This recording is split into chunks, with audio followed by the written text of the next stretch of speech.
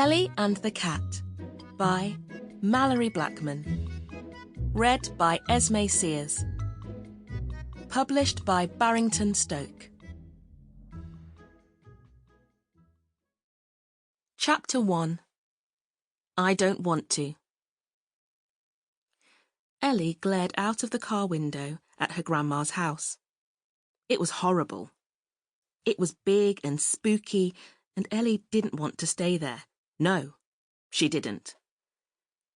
She sat back and started kicking and yelling. "I don't want to stay with Grandma," Ellie shouted. "I don't want to."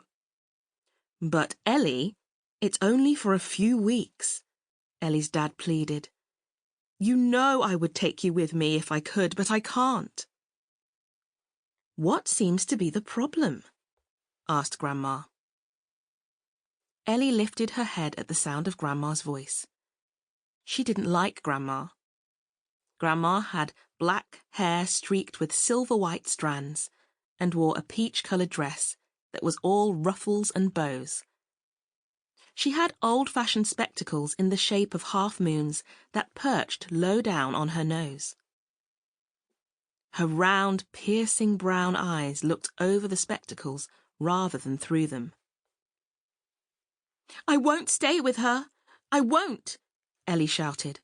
"She's dumpy and frumpy and strict." "Ellie, that is no way to talk about your grandma," Dad said.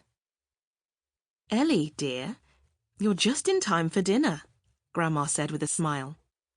"And it's all your favourites." "My favourites have changed. You don't know what they are anymore," said Ellie. "Yes, I do," Grandma replied. "You like sausages and chips and baked beans, followed by vanilla ice cream and chocolate sauce." That was right. How had she guessed? "All right then," Ellie said at last.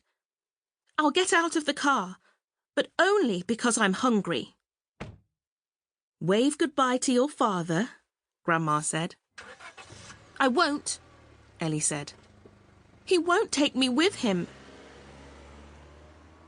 Ellie walked towards the house and didn't look back at her dad once.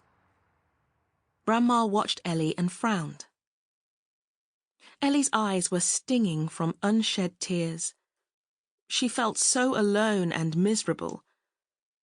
Her dad was a manager for a large company that made computers, and he was always jetting off here, there, and everywhere.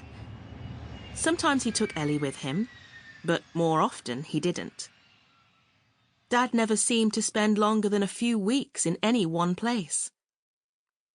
As a result, Ellie had lived in more houses and been to more schools than she could remember. And because she had been to so many schools, Ellie didn't have any close friends. She hadn't been in one school long enough to make any. Ellie felt like an unwanted parcel, being shunted back and forth between teachers and boring aunts and even some of Dad's friends. None of them really wanted her. "It's not fair," Ellie said, as she kicked a stone along the front path of Grandma's house. Now her dad had dumped her on her grandma, who didn't want her. No one wanted her.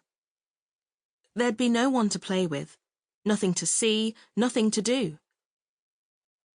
Ellie would have to put up with tons and tons of nothing for a whole month until she started yet another new school in September. "I hate school.